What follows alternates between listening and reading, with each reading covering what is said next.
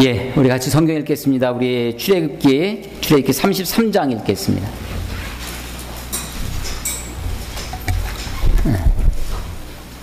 적어도 오늘은 시험은 없으시죠? 오늘 시험 있는 분들은 다 가셨죠? 이제. 자, 33장을 우리 1절부터 우리 23절까지 우리 같이 교독하도록 하겠습니다. 제가 한 절, 여러분이 한 절, 제가 먼저 읽겠습니다.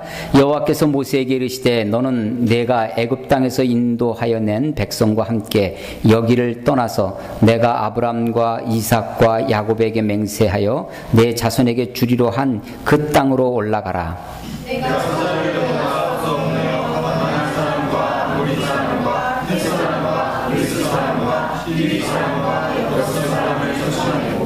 너희를 젖과 꿀이 흐르는 땅에 이르게 하려니와 나는 너희와 함께 올라가지 아니하리니 너희는 목이 곧은 백성인즉 내가 길에서 너희를 진멸할까 염려함이니라 하시니. 백성이 이 말씀을 듣고 슬퍼하여 한 사람도 자기의 몸을 가져가지 아니하니. 여호와께서 모세에게 이르시기를 이스라엘 자손에게 이르라. 너희는 목이 곧은 백성인즉 내가 한순간이라도 너희 가운데 이르면 너희를 진멸하리니 너희는 장신구를 떼어내라. 그리하면 내가 너희에게 어떻게 할 것인지 정하겠노라 하셨음이라. 이스라엘 자손이 호렙산에서부터 그들의 장신구를 떼어내라. 모세가 항상 장막을 취하여 진 밖에 쳐서 진과 멀리 떠나게 하고 회막이라 이름하니 여호와를 앙모하는 자는 다 진 바깥 회막으로 나아가며. 모세가 회막으로 나아갈 때에는 백성이 다 일어나 자기 장막문에 서서 모세가 회막에 들어가기까지 바라보며. 모세가 회막에 들어갈 때에 구름 기둥이 내려 회막 문에 서며 여호와께서 모세와 말씀하시니. 모든 백성이 회막 문에 구름 기둥이 서 있는 것을 보고 다 일어나 각기 장막 문에 서서 예배하며. 사람이 자기의 친구와 이야기함과 같이 여호와께서는 모세와 대면하여 말씀하시며 모세는 진으로 돌아오나 눈의 아들 젊은 수정자 여호수아는 회막을 떠나지 아니하니라. 모세가 여호와께 아뢰되 주시옵소서. 주께서 내게 이 백성을 인도하여 올라가라 하시면서 나와 함께 보낼 자를 내게 지시하지 아니하시나이다.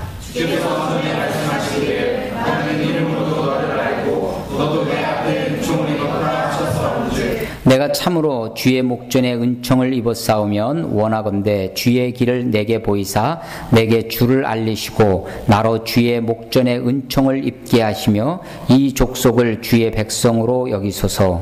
여호와께서 이르시되 내가 친히 가랴 내가 너를 인도하리라. 모세가 여호와께 아뢰되 주께서 친히 가지 아니하시려거든 우리를 이곳에서 올려 보내지 마옵소서. 나와 주의 백성이 주의 목전에 은총 입은 줄을 무엇으로 알리리까. 여호와께서 우리와 함께 행하심으로 나와 주의 백성을 천하 만민 중에 구별하심이 아니니까. 여호와께서 모세에게 이르시되 내가 말하는 이 일도 내가 하리니 너는 내 목전에 은총을 입었고 내가 이름으로도 너를 알미니라. 모세가 이르되 하나님의 주의 영광을 내게 보이소서. 여호와께서 이르시되 내가 내 모든 선한 것을 내 앞으로 지나가게 하고 여호와의 이름을 내 앞에 선포하리라. 나는 은혜 베풀 자에게 은혜를 베풀고 긍휼히 여길 자에게 긍휼을 베푸느니라. 또 이르시되 내가 내 얼굴을 보지 못하리니 나를 보고 살 자가 없음이니라. 여호와께서 또 이르시기를 보라 내 곁에 한 장소가 있으니 너는 그 반석 위에 서라. 내 영광이 지나갈 때에 내가 너를 반석 틈에 두고 내가 지나도록 내 손으로 너를 덮었다가. 같이 읽겠습니다. 손을 거두리니 내가 그 등을 볼 것이며 얼굴은 보지 못하리라. 아멘. 아멘. 네, 23절까지 우리 같이 읽었습니다.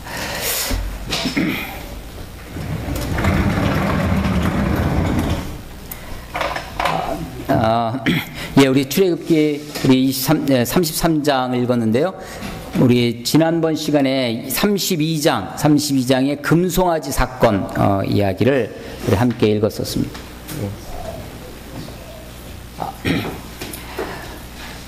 네,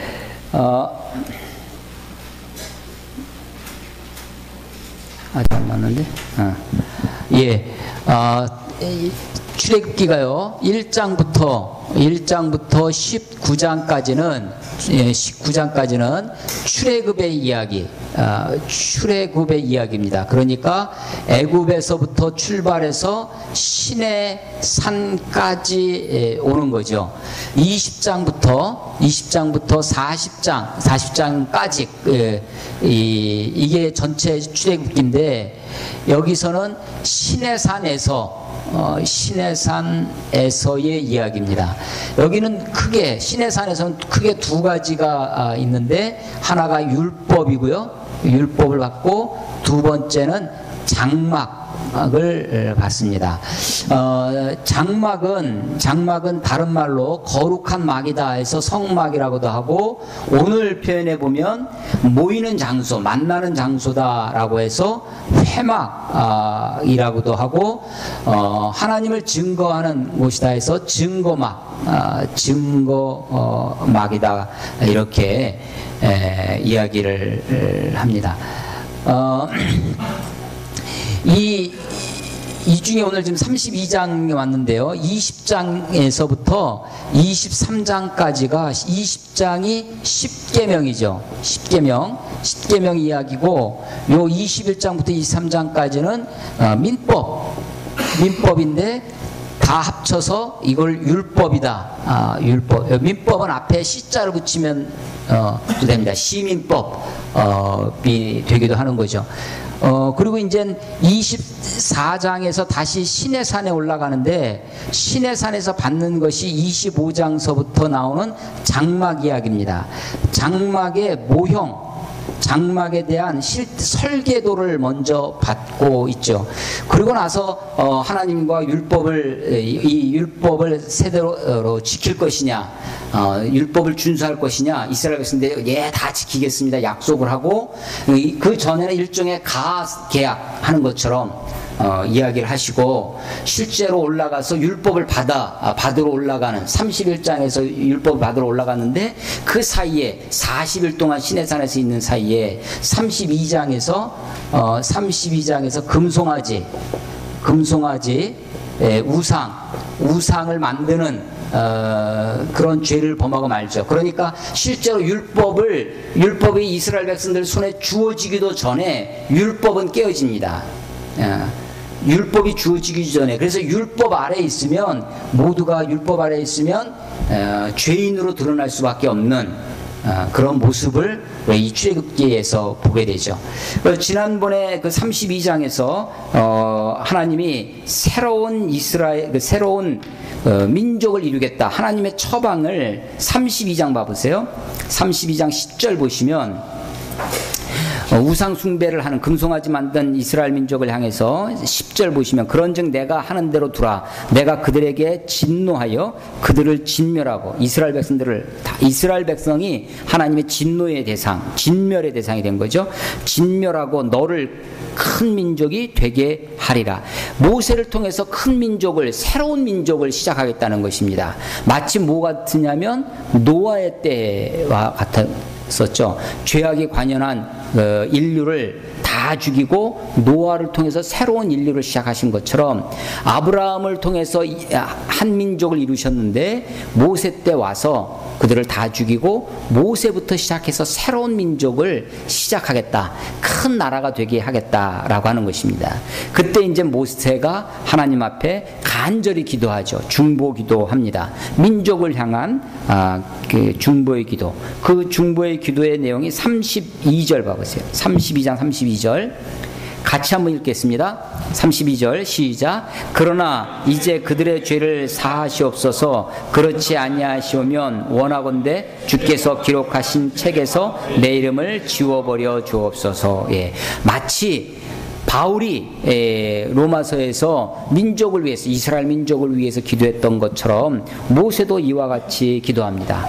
자기를 생명책에서, 하나님의 책에서 지워버리는 한이 있어도 이스라엘 민족을, 이 민족을 구원해달라고, 용서해달라고, 죄를 사해달라고 기도합니다. 이 기도를 하나님이 들으셔서 뜻을 돌이키십니다. 하나님은 뜻을 돌이키시는 하나님, 협상이 가능한 하나님, 그렇게 말씀을 드렸었죠. 그게 이제 14절에 보시면, 34장 14절에 보면 여호와께서 뜻을 돌이키사 말씀하신 화를 그 백성에게 내리지 아니하셨다, 이렇게 되어 있습니다. 그래서 이제 우상 숭배로 말미암아서 민족적인 위기가 닥쳤는데 모세가 중보기도해서 큰 위기를 이렇게 지나오게 됩니다. 그리고 나서 오늘 읽은 33장이 되는 것입니다. 이제 33장에서 하나님이 모세에게 이스라엘 민족을 향한 하나님의 계획을 말씀하시는데, 이제 애굽에서 나온 이유가 뭐냐면 탈출, 구원 자체가 목적이 아니라 거기에서부터 출발해서 가나안으로 가는 것이었죠. 출애굽 이후에 가나안, 이 가나안은 뭐냐면 하나님의 약속의 땅입니다. 약속의 땅, 언약이 있는 땅이죠. 이곳으로 가고자 하는 것이 원래 하나님의 목적입니다. 지금 이 여정 중에 있는 벌어진 거죠. 그래서 33장 1절에 보면 여호와께서 모세에게 말씀하십니다. 이르시되 너는 내가 애굽 땅에서 인도해 낸 백성과 함께 여기를 떠나서, 이 시내산을 떠나서 내가 아브라함과 이삭과 야곱에게 맹세해 내 자손에게 주기로 한 그 땅, 가나안입니다. 약속의 땅, 그곳으로 올라가라 라고 말씀하세요. 그 하나님이 또 약속을 하나 해주신데 2절 보면 내가 사자를 너보다 앞서 보내요. 이 사자는 라이온 사자가 아니라 엔젤입니다. 엔젤. 하나님이 천사를, 사자를 먼저 보내서 그들을 쫓아내겠다. 2절에 보면 가나안 사람, 아모리 사람, 헷 사람, 브리스 사람, 히비 사람, 여부스 사람을 쫓아내고 너희가 적과 꿀이 흐르는 땅에 이르리 하려니와 그 사이에 우리말에는 살짝 와자라는 글자 하나에 이게 살짝 묻혀 있는데 여기에 접속사 하나가 들어 있습니다. 그러나라는 천사를 보내서, 엔젤을 보내서 그들을 쫓아내고, 이방민 가나안 족속을 쫓아내고 적과 꿀이 흐르는 땅에 이르게 할 것이다. 그러나 제한 조건이 하나 있어요. 3절에 나는 너희와 함께 올라가지 아니하리니, 하나님이 이스라엘 백성과 함께 하지 않겠다고 말씀하시는 거죠. 왜냐하면 거기도 아니하리니 because가 생략되어 있어요. 왜냐하면 너희는 목이 곧은 백성이기 때문이다. 내가 길에서 너희를 진멸할까 염려하다. 벌써 지금 하나님이 지금 시내산에서 금송아지 사건을 만드는 모습을 보고 너희들끼리 올라가라. 하나님의 성품, 하나님의 됨됨이 중에 하나가 공의, 하나님의 의로우심이 있습니다. 하나님의 공의가 이스라엘 백성들과 충돌하는 거죠. 그래서 너희들을 그 여정에서, 그 길에서 너희들에게 진노하고 진멸할까 염려해서 너희들만 올라가라, 함께 올라가지 않겠다라는 이야기를 듣습니다. 이게 청천벽력처럼 다가옵니다. 4절 보세요. 백성이 이 준엄한 말씀을 듣고 슬퍼하여, 이스라엘 백성들의 슬픔, 이게 왜 슬픈 거예요? 하나님이 함께하지 않겠다고, 너희들끼리 가라 라고 하는 것. 그래서 이게 인류의 아마 우리 인생 가운데 가장 슬픈 것이 너희들끼리 니들 알아서 해라 라고 하는 것입니다. 하나님의 축복 중에 축복이 뭐냐면 하나님이 우리와 함께 하신다라는 것이죠. 하나님이 우리에게 오셨습니다. 오신 예수님, 그것을 마태복음 1장에 보면 예수님의 이름이 또 하나 나오죠. 임마누엘, 하나님이 우리와 함께 하신다라고 하는 뜻입니다. 하나님이 우리와 함께 하신다는 것만큼 축복이 없습니다. 그래서 그 슬픈 소식을 듣고 4절 보면 슬퍼하여 한 사람도 자기 몸을 단장하지 아니하니, 여러분들은 이제 시험 기간이라 추리닝 입고 다니나요? 단장하지 아니하고 다닙니다. 평상시 패션이에요. 이 슬픈 소식 앞에 단장하지 아니하고 올라갑니다. 그래서 5절 보면 여호와께서 모세에게 이르시되 이스라엘 자손에게 이르라 너희는 목이 곧은 백성인즉 내가 한순간이라도 너희 가운데 이르면 너희를 진멸하리니 이게 거룩과 죄의 속성이에요. 거룩하신 하나님이 죄인인 인간을 만나면 이렇게 충돌할 수밖에 없습니다. 그래서 내가 너희들을 목이 곧은 백성인 너희들을 죽일 수밖에 없다. 그러니까 너희들을 길이 가라라고 하는 거죠. 그런데 5절 중간에 보면 진멸하니 너희는 장신구를 떼어내라. 그리하면 내가 너희에게 어떻게 할 것인지를 정하겠노라. 장신구 어떤 게 있어요? 귀걸이. 지난번에 찬이보다 더 충격적인 게 상호경제가 귀걸이를 한 거였는데 장신구입니다. 장신구. 뭐 귀걸이, 뭐 목걸이, 뭐 그 정도만 해도 사실은 뭐 우리가 봐줄만 해요. 다른 거 막 코를 뚫는다든지 혓바닥을 뚫는다든지. 제가 언젠가 피어싱에 대해서 한번 공부를 해보니까 그 인터넷을 찾아보니까요 진짜 잔인한 것도 많이 있습니다. 뭐 볼따구니 이런 데도 막 뚫고 있고요. 뱃살 같은 것도 다 뚫고 있고 뚫을 수 있는 거는 다 뚫고 있어요.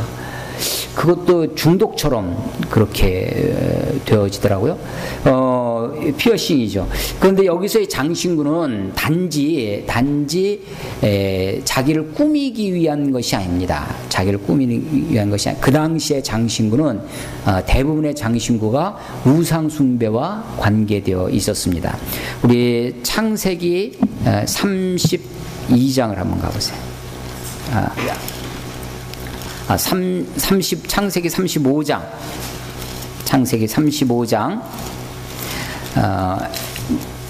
야곱이 밧단 하란 땅에 망명을 갔다가 돌아와서 야복강에서 하나님을 만납니다. 이스라엘이라는 새로운 이름을 얻죠. 그럼에도 불구하고 야곱이 하나님과의 약속, 야곱이 처음 가나안 땅을 피해서 도망갈 때 베델에서 하나님을 만날 때 하나님이 나를 여기를 무사히 돌아오게 하면 내가 당신을 나의 하나님으로 섬기고 이곳에 베델 하나님의 집을 짓고 내 소득의 10분의 1을 하나님께 드리겠습니다라고 서원을 했었습니다. 그런데 돌아올 때 야복강에서 하나님이 야곱을 만나 주시죠. 씨름을 하면서 하나님이 씨름을 걸어오셨어요. 그런데 그렇게 여기 내가 하나님의 얼굴을 보았다 분이엘 그렇게 고백했던 야곱이 그리고 나서는 잊어버립니다. 그리고 자기 곡간을 그게 숫곳이에요. 숫곳이라는 곳에 마구간도 짓고 집도 짓고 하나님은 잊어버렸어요. 그러던 야곱에게 삶의 위기가 닥칩니다. 자기 하나밖에 없는 딸, 아들은 12이 있는데 딸이 하나야. 그 딸이 그만 세겜성 추장의 아들한테 겁탈을 당하죠. 그리고서는 그쪽에서 혼인을 맺자라고 했는데 그러면 혼인을 맺으려면 너희들 다 할례를 받아라. 그래서 세겜 사람들이 전부 다 할례를 받았어요. 그 사이에 야곱의 두 아들 레위와 시몬 둘째 아들 셋째 아들이 할례라는 게 포경수술하는 거거든요. 요즘처럼 진통제 있고 뭐 항생제 있는 시대가 아니었기 때문에 그 돌로 찍어서 그 포경수술하는 거예요. 그리고서는 그냥 드러누워 있는데 그 사이에 가가지고 다 죽여버립니다. 남자를. 그러니까 보복을 한 거죠. 야곱의 아들이. 그래서 야곱의 피냄새가 그 가나안에 쫙 퍼집니다. 그러니까 이제 위기가 닥치죠. 야곱이 혹시 이 가나안에 있는 다른 족속 사람들이 이 야곱의 식구들을 죽이려고 달려들면 우리는 죽을 수밖에 없다. 막 불안에 떱니다. 그때 하나님이 베델로 올라가라 라고 하십니다. 네가 처음 만났던 하나님, 네가 처음 하나님께 약속했던 그곳으로 올라가라고 베델로 올라가라고 말씀하세요. 그게 창세기 35장입니다. 35장 1절 보시면 하나님이 야곱에게 이르시되 일어나 베델로 올라가서 거기서 거주하며 내가 내 형 에서의 낯을 피해 도망하던 때에 내게 나타났던 하나님께 거기서 그게 베델이죠. 하나님과 약속했던 곳, 하나님을 처음 만났던 곳, 첫 신앙의, 첫 믿음, 첫 사랑의 그곳. 거기서 제단을 쌓아라. 하나님의 명령은 베델로 올라가서 제단을 쌓으라는 것이었습니다. 그런데 그 하나님의 명령을 내가 실행함에 있어서, 그것을 실천함에 있어서 야곱이 그것을 조금 더 구체화합니다. 하나님께 예배를 해야 된다. 예배가 살아야 된다. 이게 우리들의 어떤 지상 과제라면, 그럼 예배가 살려면 어떻게 되는 것인가? 예배 시간에 늦지 않는다. 예배를 좀 더 준비를 잘한다. 뭐 이런 구체적인 것이 있어야 될 거 아니에요? 그와 같은 것입니다. 자, 2절 봐보세요. 2절, 3절, 4절, 2, 3, 4절을 35장 2, 3, 4절 한번 같이 읽겠습니다. 시작. 야곱이 이에 자기 집안 사람과 자기와 함께한 모든 자에게 이르되 너희 중에 있는 이방 신상을 버리고 자신을 정결하게 하고 너희들의 의복을 바꾸어 입으라. 우리가 일어나 베델로 올라가자. 내 환난 날에 내게 응답하시며 내가 가는 길에서 나와 함께 하신 하나님께 내가 거기서 제단을 쌓으려 하노라 하매 그들이 자기 손에 있는 모든 이방 신상들과 자기 귀에 있는 귀고리들을 야곱에게 주는지라. 야곱이 그것을 세겜 근처 상수리 나무 아래 묻고. 아멘. 예, 그렇습니다. 하나님 앞에 제단을 쌓으라고 하는 명령을 수행하기 위해서 야곱 1인에게, 한 사람에게 주신 명령이지만 야곱이 그것을 자기 식솔들, 자기 집안 모든 사람에게 그것을 전파하고, 또 그렇게 하기 위해서 너희 의복을 정결케 하고 이방 신상을 버리고 장신구를, 너희들의 있는 귀고리들을 다 떼어서 그것을 묻어버리고 그리고 베델로 올라가는 것입니다. 그러니까 베델로 올라가기 위한 준비 작업, 사전 준비가 필요하다라는 것을 볼 수 있습니다. 사사기에 가면 기브온, 기드온 사사, 기드온 300용사, 그 기드온 있지 않습니까? 기드온이 미디안을 무찔렀어요. 미디안을 무찌르고서는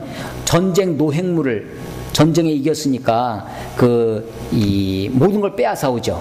그 전쟁 노획물입니다. 그 전쟁 노획물 중에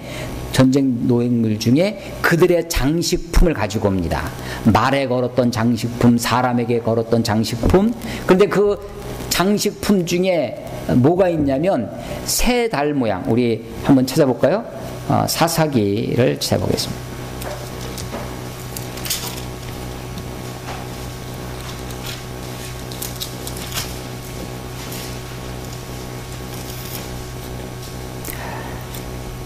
사사기 8장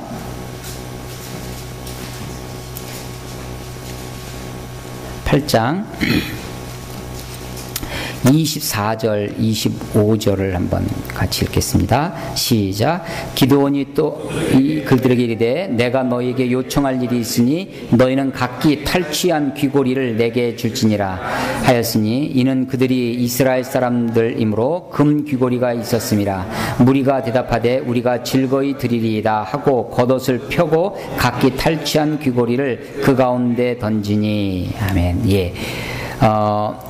26절에 보면요, 낙타 목에 둘렸던 그 사슬들, 이런 것들을 이제 그 야곱의 이 기드온에게 갖다 줍니다. 이 긴 그고리, 여기는요, 26절, 8장 26절에 보면 기드온이 요청한 금 귀고리의 무게가 금 7,100세겔이요. 그 외에 또 초승달 장식들, 초승달 모양 생각나세요?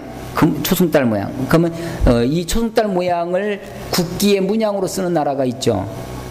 터키 같은 나라죠. 그래서 거기 그 일대는 초승달을 신으로 섬기는 달신을 숭배하는 지역입니다. 그래서 초승달 모양의 그것을 장신구를, 그것을 모양을 만들어서 낙타의 목에 걸고 사람 목에 걸고 하는 귀고리 장식에 쓰고 하는 것입니다. 이게 다 우상을 상징하는 것들이죠. 그래서 이 출애굽기 33장에 모세에게 하나님이 지금 하나님이 지시하시는 것 중에 너희 장신구를 떼어라라고 하는 것은 32장에서 금송아지 만들었죠.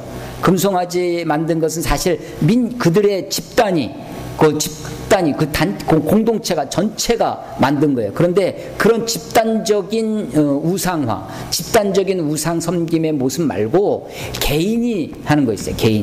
각자 개인이 아주 자질구레하게 귀고리, 목걸이, 각종 장신구를 통해서 그렇게 우상을 숭배합니다. 이런 모습들은 다른 오늘날에도 민족 여러 그 우상을 섬기는 모양 가운데 나타나고 있는 것을 보게 됩니다. 장신구를 떼어내라 라고 말씀하세요. 그리고 나서 이 6절에 보면 다시 출애굽기 33장 봐보세요. 33장 6절에 보면 이스라엘 자손이 호렙산에서부터 그들의 장신구를 떼어내니라. 장신구를 떼어냈죠. 그 다음에 하는 일 보십시오. 7절 모세가 항상 장막을 취하여 진 밖에 쳐서 진과 멀리 떠나게 하고 회막이라 이름하니 여호와를 앙모하는 자는 다 진 바깥 회막으로 나아가며, 예, 드디어 회막이라는 것이 등장합니다. 회막은 아직 장막, 아까 25장에서 장막을 말씀하셨다고 했는데, 이 25장의 장막은 장막의 모형입니다. 아직 장막을 만들지는 않았어요. 이렇게 장막을 만들어라 라고 하는 장막의 디자인을 설명하신 거예요. 장막의 본질이 뭔가, 우리 25장 다시 한번 가보겠습니다. 출애굽기 25장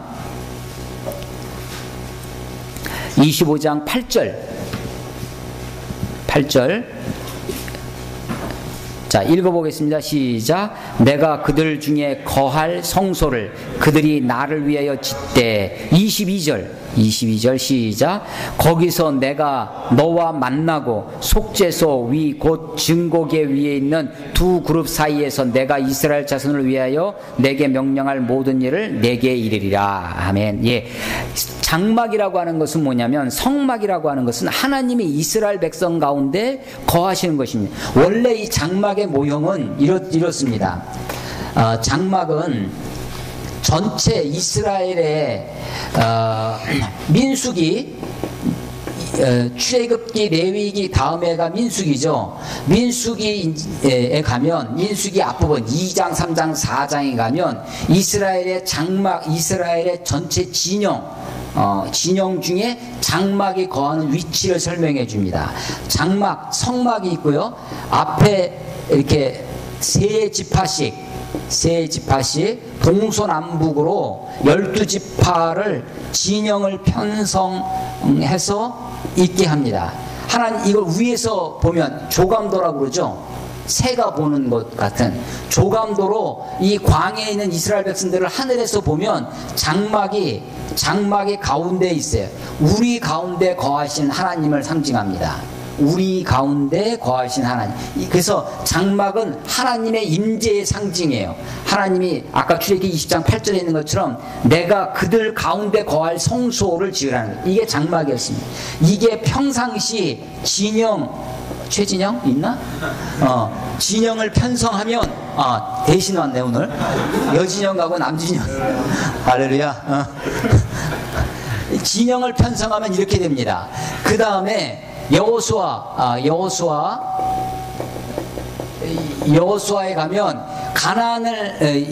요단강을 건너 가나안에 들어갈 때는 제사장들이 장막을 어깨에 메고 장막이 앞서고 그 다음에 이스라엘 백성들이 뒤따라갑니다. 그래서 행군할 때는 이렇게, 그래서 앞서 가신 하나님, 우리 가운데 거하신 하나님, 앞서 가시는 하나님을 이야기합니다.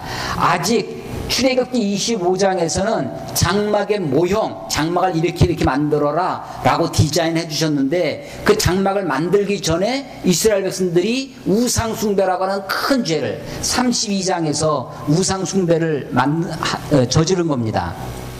그 다음에 33장에서는 아직 장막을 만들지 않았는데 이스라엘 진영이 있습니다. 이게 이스라엘이 진영을 편성하고 있는데 진 밖에 멀리, 그게 오늘 33장 7절 말씀이에요. 모세가 항상 장막을 취하여 진 밖에 쳐서, 원래는 진 안에 있는 거예요. 원래 하나님의 계획은 진 가운데 있는 것이었는데, 지금 뭐가 있냐면 32장의 금송아지 우상숭배라고 하는 큰 죄가 있죠. 이스라엘의 집단적인 죄, 공동체가 집단적으로 죄를 범했단 말이에요. 그래서 지금 33장에서는 그 진 밖에서 멀리 진 밖에 장막을 취하는 겁니다. 장막을 취하여 텐트를 가지고 진 바깥으로 진 밖에 쳐서 진과 멀리 distance away 멀리 떠나게 하고 여기에 따로 장막을 친 거예요. 텐트를 친 겁니다. 이거를 회막이라고 하는 거예요. 회막. 이스라엘 진에서 멀리 떨어져서 회막을, 그런데 이 회막의 이름이 뜻이 모일회자죠. 모일회자입니다. 네, 그러니 줄여서 이렇게 쓰는 회막이에요. 회막. 모이는. 그래서 이것은 텐트 오브 미팅입니다. 그러니까 미팅 텐트예요. 텐트 오브 미팅. 모이는 곳이, 모이는 곳. 만나는 곳입니다. 누가 만나는 거냐면 하나님과 모세가 만나는 거예요. 모세가. 회막, 하나님과 만나는 곳입니다. 그런데 보세요. 7절. 멀리 떠나게 하고 회막이라 이름하니 여호와를 앙모하는 자가 다 진박 회막으로 나아가며. 자, 이제 이스라엘 백성들 가운데 하나님을 앙모하는 자, 하나님을 찾는 자, 하나님께 묻고자 하는 자, 이게 원래 히브리어로 하면 하나님께 묻고자 하는 자들이 inquire이에요. 하나님께 묻고자 하는 자들이 회막으로 나아가는 것입니다. 회막으로. 멀리 회막으로 나아갑니다. 나중에 이제 35장, 다시 35장에 가면 실제로 장막을 만듭니다. 35장부터 40장까지는 이때 앞에는 장막에 대한 모형을 이렇게 만들어라 했던 거고, 뒤에 35장부터 40장까지 실제로 만드는 거예요. 만드는 이야기가 나옵니다. 근데 그 만드는 그 장막을 하나님과 만나는 회막이라고 이름을 붙이게 되는 것입니다. 그래서 이게 회막이라고도 하고 성막이라고도 하고 증거막이라고도 하고 하는 다양한 이름이 여기서 나오게 된다라고 하는 것입니다. 그런데 여기에서요, 왜 모세가 장막을 진 밖에서 멀리 텐트를 치고 이것을 회막이라 하는지. 자, 하나님을 만나야 되는데 지금 이 이스라엘의 진은 온갖 죄로 더러워진 곳입니다. 그들로부터 이제 구별됨이 필요합니다. 하나님을 만나고자 하면 우리가 무엇인가 구별되는 것이 있어야 됩니다. 구별하다, 이것은 거룩하다라고 하는 뜻입니다. 거룩의 뜻이 구별하는 거예요. 하나님이 아브라함은 갈대아 우르에서 그 죄악의 우상 숭배의 죄를 불러내서 구별해내는 거죠. 이스라엘 백성들을 애굽의 우상 숭배, 바로라고 하는 태양신을 섬기는 그곳에서 불러내는 작업이 필요합니다. 하나님이 이제 모세를 통해서 지금은 만신사 제사장입니다. 모든 그리스도인이 다 하나님 앞에 제사장으로 만나죠. 근데 구약에는 하나님이 대표자를 통해서 만나셨어요. 그게 이제 제사장이고 선지자고 하는데, 지금 모세를 통해서 만나는데 진 가운데서 원래는 이런 게 하나님의 디자인이었습니다. 원래 이게 하나님의 계획이었지만 이스라엘 백성들에 있는 가득한 죄 때문에 진에서 만나지 아니하고 진 밖으로 회막을 만들었다라고 하는 것입니다. 그리고 여호와를 앙모하는 자가 다 진 밖으로 나아가서 주님을 만나는 것이다, 하나님을 만나는 것이다 라는 것이죠. 8절 보세요. 8절. 모세가 회막으로 나아갈 때 백성이 다 일어나 자기 장막 문에 서서 모세가 회막에 들어가기까지 바라보며. 그러니까 이 진 안에서 모세가 점점점 아침마다 회막으로 나아가는 겁니다. 그러면 이스라엘 백성들이 모세가 움직이는 모습을 보고 일어나서 자기 텐트, 자기 장막 앞에 나와가지고 모세가 가는 것을 지켜보는 거죠. 사람들이 다 일어나서 바라봅니다. 9절. 모세가 회막에 들어갈 때 구름 기둥이 내려 회막문에 서며 여호와께서 모세와 말씀하시니, 모든 백성이 회막문에 구름 기둥에 서 있는 것을 보고 다 일어나 각기 장막문에 서서 예배하며 사람이 자기의 친구와 이야기함 같이 여호와께서는 모세와 대면하여 face to face입니다. 요즘 페이스북이 유행인데, 대면하여 말씀하시며 모세는 진으로 돌아오나 눈의 아들 젊은 수종자 여호수아가 등장하기 시작하죠. 젊은 수종자 옆에서 돕는 사람들, 비서 같은 여호수아는 회막을 떠나지 아니하니라. 뭔가 여기서부터 복선이 깔리기 시작하면서 여호수아의 모습이 여기서 보여지고 있습니다. 사실은 여호수아가 여기서 처음 나온 것은 아니고 17장에서 아말렉과의 싸움 때 전쟁터의 그 전장 최전방에서 이스라엘 백성들을 지휘했던 전투 지휘관이 여호수아였습니다. 군사 지휘관이었죠. 싸움만 잘했던 것이 아니라 이 여호수아가 하나님을 향한 특심한 열심이 있었습니다. 그래서 진 바깥에 멀리 나가 있는 회막에서부터 모세가 하나님을 만나고 돌아옴에도 불구하고 모세는 여호수아는 회막을 떠나지 아니하고 계속해서 지키고 있었습니다. 하나님이 이 회막에 하나님이 함께 하신다고 하는 상징을 구름 기둥으로 보여주시죠. 구름 기둥, 이것이 하나님의 임재의 상징입니다. 하나님이 이스라엘 백성들과 모세와 함께 하셨다라고 하는 임재의 상징입니다. 하나님이 모세를 만나실 때 친구와 이야기함 같이 대면하여 말씀하셨다라고 하는 모습을 보게 됩니다. 자, 여기 이 대면하는 과정 속에서 하나님, 이 모세와 하나님과의 대화가 오고 갑니다. 하나님이 어떤 하나님이냐면 협상이 가능한 하나님. 이 단어가 좀 불경건하게 들릴런지 모르지만 하나님의 성품을 보여주는 그런 용어라고 저는 생각합니다. 그래서 보면요, 13절 보세요. 모세와 하나님과의 대화 중에 13절, 내가 참으로 주의 목전에 은총을 입었사오며 원하건대 주의 길을 내게 보이사 내게 주를 알리시고 나로 주의 목전에 은총을 입게 하시며 이 족속을 주의 백성으로 여기소서라고 하니까 하나님이 여호와께서 이르시되 내가 친히 가리라, 내가 너를 쉬게 하리라. 하나님이 함께 하겠다고, 내가 친히 함께 하겠다고 얘기를 합니다. 16절, 나와 주의 백성이 주의 목전에 은총 입은 주를 무엇으로 알리까?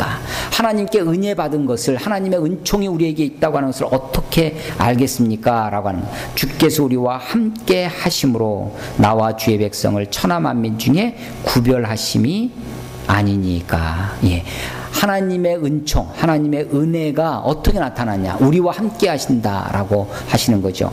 요 이야기는 앞부분에서 내가 너희와 함께 올라가지 않겠다라고 그래서 슬퍼 우는 그런 모습. 그런데 이제 뜻을 돌이키시죠. 그것도 어떻게 돌이키냐면 하나님의 마음을, 모르겠어요. 이것도 어떻게 보면 불경건하게 들리는지 모르지만 하나님의 마음, 하나님이 위로를 좀 받는 것 같아요. 하나님의 성품이 충족을 받습니다.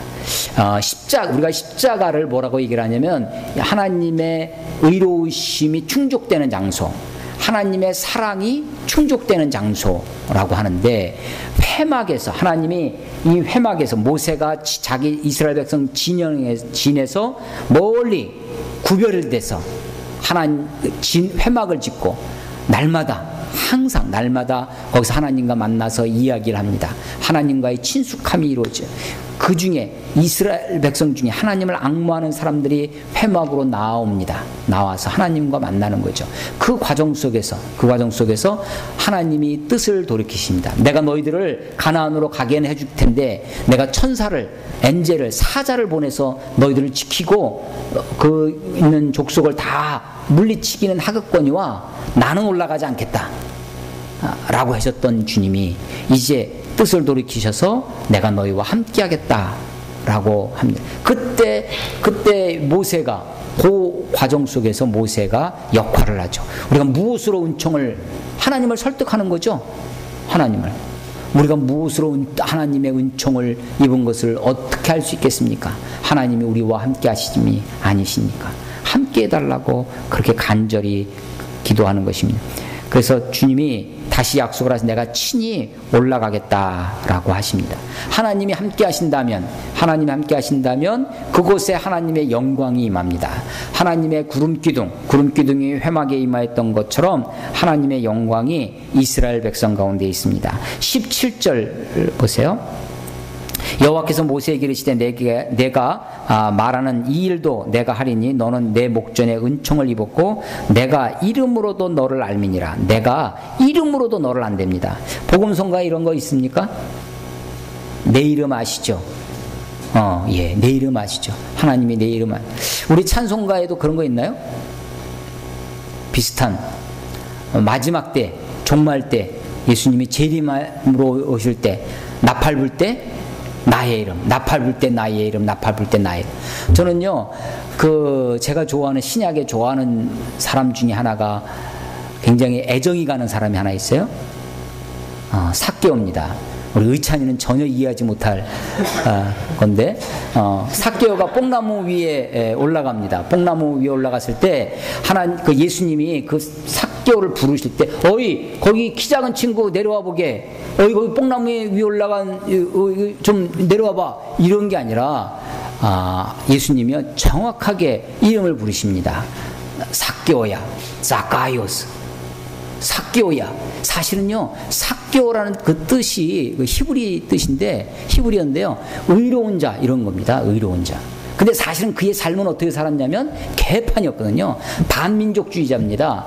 이스라엘 백성들을 갈취해 먹는 더러운 사람이죠.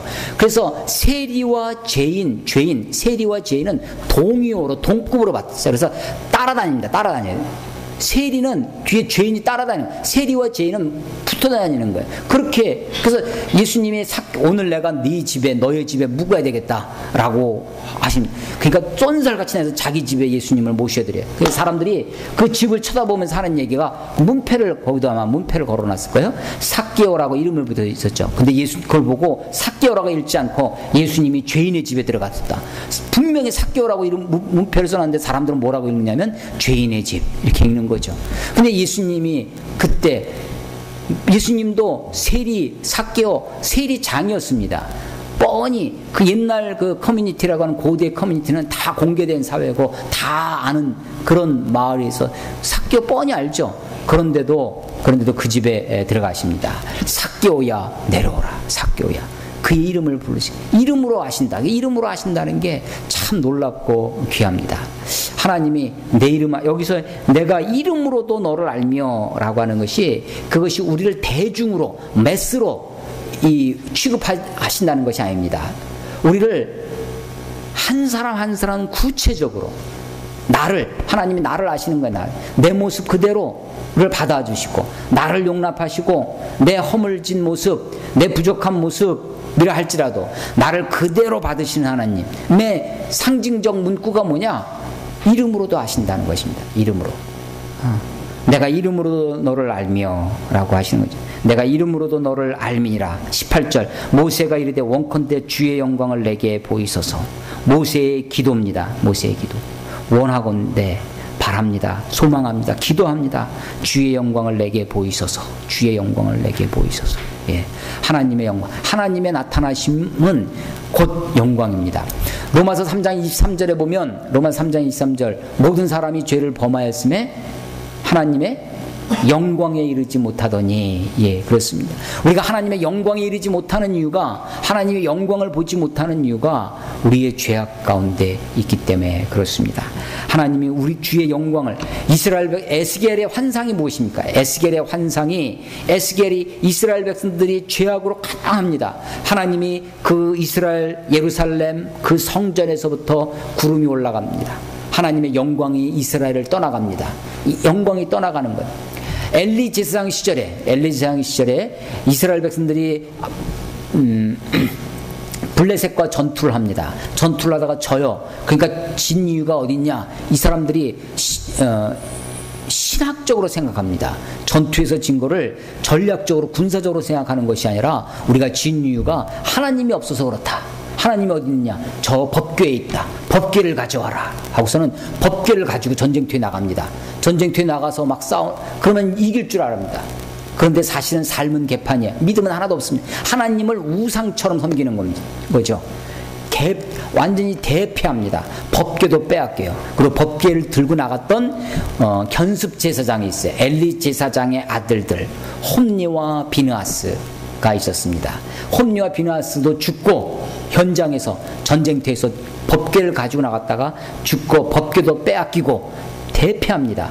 그 소식을 들었던 엘리 제사장이 의자에 앉아있다가 꼬꼬라져서 목이 부러져 죽죠. 그때 홈니와 비느하스의 와이프가 임신 중에 있었습니다. 만삭이었었는데 그 소식을 듣고 전쟁터에서 자기 남편도 죽고 법궤도 빼앗기고 이스라엘 백성들이 패배했다는 소식을 듣고서는 놀래가지고 그만 출산을 합니다. 그때 아이가 태어났는데 그때 엄마 비느하스의 부인은 죽죠. 아기를 낳다가 산고에 죽고 이 아이만 있는데 아이의 이름을 죽어가면서 이름을 지어요. 그 이름이 뭐예요? 이가봇. 뜻이 뭐냐면 영광이 떠났다는 것이죠. 영광. 하나님의 영광. 예, 하나님의 영광이 지금 모세의 기도의 제목이 있어요. 하나님 영광을 우리들에게 보여달라고. 하나님의 영광을 보여달라고 그렇게 기도하는 것입니다. 이거 지금 32장 우상숭배와 죄악 가운데 있는데 거기서부터 지금 모세가 여기까지 영광을 보여달라고 하는 그 기도까지 나오는데 그냥 거듭 온 것이 아니라 회막을 짓죠. 하나님과 만나는 장소가 있습니다. 날마다 진영에서 그 죄악이 관연한 진영에서 떠나서 나와서 구별된 먼 곳에 오셔서 거기서 하나님과 대면하여 날마다 대면합니다. 하나님을 만나는 거예요. 그 친숙한 곳에 하나님과 친구와 같이 이야기하는 그런 과정 속에 모세가 기도하는 것입니다. 하나님의 영광을 보여달라고. 그래서 하나님이 모세에게 이 하나님의 영광을 보여주시는 장면이 있습니다. 22절 보세요. 22절. 21절부터 보겠습니다. 여호와께서 또 이르시기를 보라 내 곁에 한 장소가 있으니 너는 그 반석 위에 서라. 그 반석. 그러니까 이게 정관사 그가 있어요. 강조되고 있습니다. 강조되고.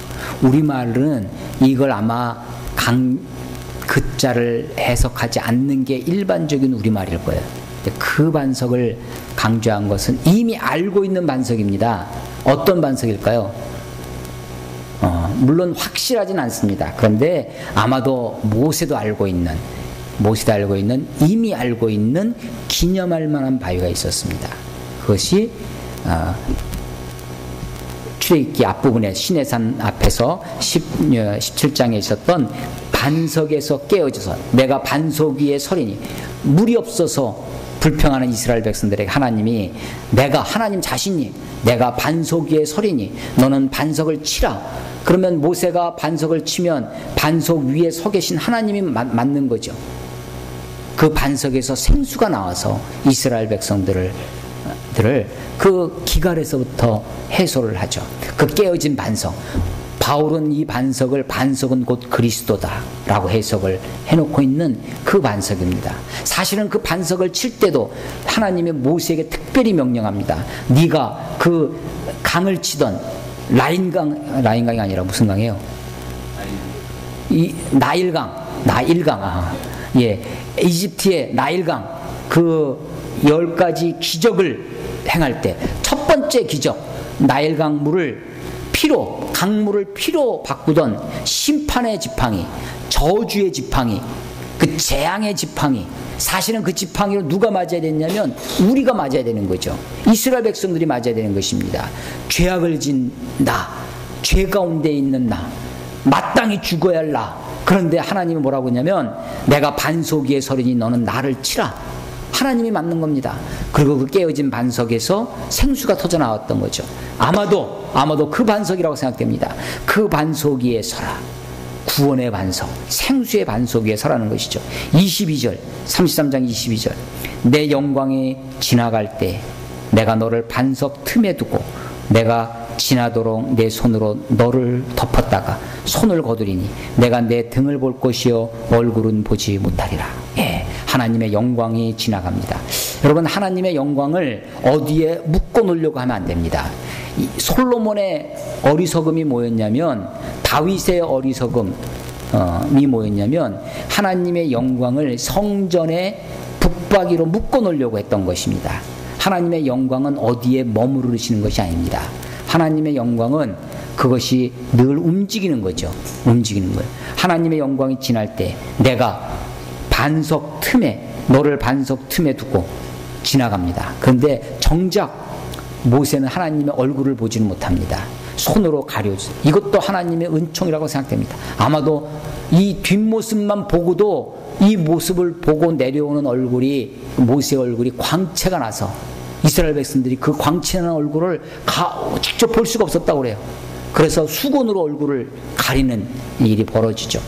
영광이 그러한 것입니다. 이 22절, 23절의 이 영광도 수많은 그리스도인들에게, 우리의 믿음의 선배들에게, 믿음의 선조들에게 영감을 주는 부분이었습니다. 모세가 우리 하나님의 영광을 본다고 하는 것이 얼마나 감격스러운 일이겠어요. 그래서 모세가 하나님의 영광을 그것도 제대로 보지도 못하고 하나님의 손으로 바위 틈에 가둬놓으시고 손으로 덮고 지나가시는 거예요. 그 지나간 다음에 하나님의 뒷모습만, 얼굴도 보지 못하고, 그랬지만 그럼에도 불구하고 그 얼굴의 그 광채, 그 놀라운 모습 때문에 수많은 가고 오는 세대의 믿음의 선조들이 이 장면을 가지고 기도합니다. 하나님, 우리들에게도 영광을 보여주십시오. 하나님, 나도 하나님을 보고 싶습니다. 그래서 그들이 노래를 만들었어요. 우리 찬송가에 이 노래가 있습니다. 391장 한번 보겠습니다. 찬송가 391장. 옛날 찬송가는 446장입니다.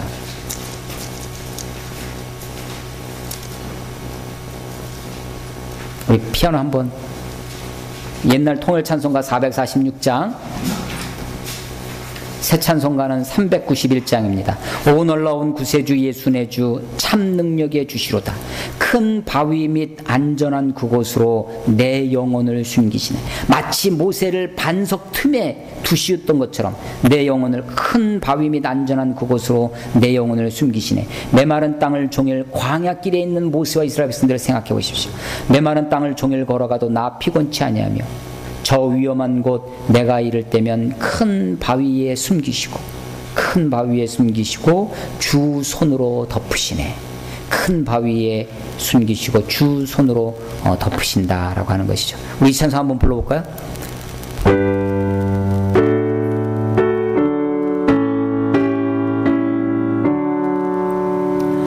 오 놀라운 구세주 예수 내 주 참 능력의 주시로다. 큰 바위 및 안전한 그곳으로 내 영혼을 숨기시네. 메마른 땅을 종일 걸어가도 나 피곤치 아니하며 저 위험한 곳 내가 이를 때면 큰 바위에 숨기시고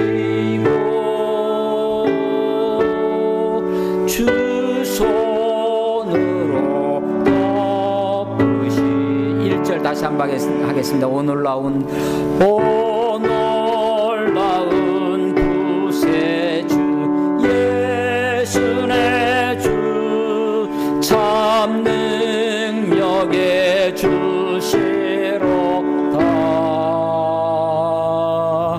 큰 바위 및 안전한 그곳으로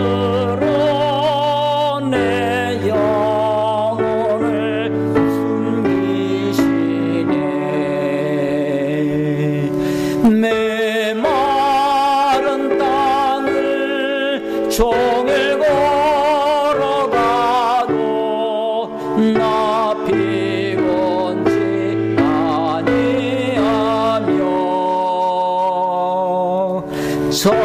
위험한 곳 내가 이를 때면 큰 바위에 숨기시고 주 손으로 덮으시네. 아멘. 여기 찬송가 왼쪽에 보면 F.J. Fanny J. Crosby라는 사람이 있습니다. 이름이 보이시나요? 찬송가에? 예, 이 사람이 작사가입니다. 이 사람은 어렸을 때 어떤 질병을 앓고 그것 때문에 시각장애인이 되신 분인데, 우리 찬송가에 이 파니 제이 크로스비의 찬송이 여러 곳이 아마 꽤 많은 장수가 이 크로스비의 그 작사곡으로 이렇게 되어 있습니다. 어쩌면 눈을 시각 장애를 얻고 나서 오히려 더 머릿속에, 마음속에 주님께 대한 이미지를 더 많이 가지는 게 아닐까 생각이 되어집니다. 바위 틈 그곳에 큰 바위에 숨기시고 손으로 덮으시고 지나가면서 그의 기도, 모세의 기도를 들으셔서 영광을 보여주시고 그의 지나가시는 주님의 모습을 노래하고 있는 거죠. 자, 이스라엘 백성들 가운데 하나님이 이스라엘 백성들을 만나시고 그들을 죄악 가운데서 고치시고 회복하시는 그런 모습입니다. 이 32장의 집단적 이스라엘 민족적인 우상 숭배의 죄 가운데 있었는데 하나님이 그들을 고치시는 가운데 있습니다. 회막이라는 것이 나오죠. 장막 이스라엘 진영 가운데 있지 않냐고, 진영에서 멀리 구별되어지는 하나님을 만나고자 하는 앙무하는 사람들이 그 회막으로 나옵니다. 거기서 모세가 하나님을 친구를 만나듯이, 친구와 대면하듯이 그렇게 이야기를 합니다. 그 이야기를 하고 하는 가운데 하나님의 마음을 돌이킵니다. 너희들끼리 가라 라고 했던 것을 돌이켜서 하나님이 이제 친히 이스라엘 백성들과 함께 가나안으로 가시겠다고 하시는 장면입니다. 그렇게 친밀함이 이루어진 다음에 모세가 기도하는 것, 하나님 원하건대 당신의 영광을, 주의 영광을 내게 보이소서라고 하는 그 모세의 기도를 들으셔서 영광을 보여주시는 장면이 바로 이제 33장의 장면입니다. 이제 하나님이 이스라엘 백성들을 이제 그들을 고치시고 회복하시는 그런 단계에 가 있는 것을 보게 됩니다. 이제 34장, 35장 넘어가면 아까 말씀드린 것처럼 이제 장막을 구체적으로 이제 다시 내려올 때 모세가 깨뜨렸던 그 십계명 돌판을, 돌을 이제 만들어 가지고 올라가면 하나님 거기다 글을 써주시죠. 십계명을. 그래서 그걸 들고 다시 내려옵니다. 비록 율법이 주어지기 전에 율법을 어겼지만 그렇다고 해서 너희들이 이제 자격미달이다, 이제 모든 것을 끝내버리자 하지 아니하시고 다시 기회를 주셔서 율법을 허락해 주십니다. 그리고 장막을 만들죠. 장막이 다 만들어지는데 하나님이 그들 가운데 오늘 그 쇠막에서 구름 기둥이 임했던 것처럼 장막을 다 만들고 나면 하나님이 그들 가운데 또 구름으로 영광을 나타내셔서 공동체 가운데, 이스라엘 공동체 가운데 함께 하시는 모습을 보게 됩니다. 이 과정 속에 한 사람 모세의 하나님과의 친밀한 교제, 이것이 구약에 나와 있는 하나님과의 큐티, 하나님과의 개인적인 만남, 조용한 사귐, 큐티, 묵상의 한 모형으로 이 회막에서의 만남을 이야기합니다. 그때 모세가 하나님과 1대1로 만나는 그 장면에 그것을 옆에서 가까이서 지켜보던 젊은 수종자 여호수아가 있습니다. 그가 전쟁터에서 목숨을 걸고 싸우고 주어진 명령에 순종해서 끝까지 싸우던 그가 이제는 회막을 지키는, 회막에서 끝까지 성실하게 그 자리를 지키는 모습으로 바뀌어갑니다. 이런 여호수아가 나중에 이스라엘 민족의 지도자로, 모세의 후계자로 그렇게 올라서는 모습을 이제 보게 됩니다. 33장, 오늘 33장 말씀을 우리 같이 읽었는데 여러분 가운데에도 혹시 내가 어떤 죄악 중에 있다 할지라도 회막을 기억하시고 여러분의 삶 속에 회막을 지어보십시오. 여러분이 무엇인가 지금 죄악 가운데 있는 상황이 있다면 그 상황에서 뭔가 나를 공간적으로도 좀 분리해야 됩니다. 그래서 나를 뭔가 거룩한 장치로 구별된 삶의 자리로 나를 이끌어서 하나님, 그것은 내가 잘나서가 아니라 하나님과 만나기 위한 자리죠. 회막을 만드십시오. 삶의 회막. 그래서 어쩌면 예수님의 표현에 의하면 골방입니다. 골방. 시장 어귀에서 사람들 보는 데서 하는 것이 아니라 무엇인가 내가 개인적으로 하나님과 만나는 골방이 있어야 됩니다. 아니 회사에 출근해도 좀 일찍 출근해서 남들이 안 보는 시간에 주님과의 만나는 시간, 뭐 직장에서도 그렇고 학교에서도 그렇고 어디에서도 여러분이 골방을 만드는 겁니다. 회막에서 하나님은 그렇게 우리들을 만나주세요. 만나주시고 우리를 그 만남을 통해서 친숙함 가운데, 친밀함 가운데 하나님이 우리들에게 주의 거룩하심을, 주님의 영광을 보여주시리라 믿습니다. 요한 1서 4장 18절에 보면 사랑 안에 두려움이 없나니 온전한 사랑이 두려움을 내어 쫓느니라. 하나님 만나기를 두려워하지 마시고, 거룩하신 하나님, 죄악으로 가득한 나이지만 하나님이 주 손으로 덮으시사 우리를 가장 안전한 곳으로 안전하게 우리를 만나 주실 것입니다. 주의 영광이 우리의 삶 가운데도 드러나시기를 주의 이름으로 축원합니다. 기도하겠습니다.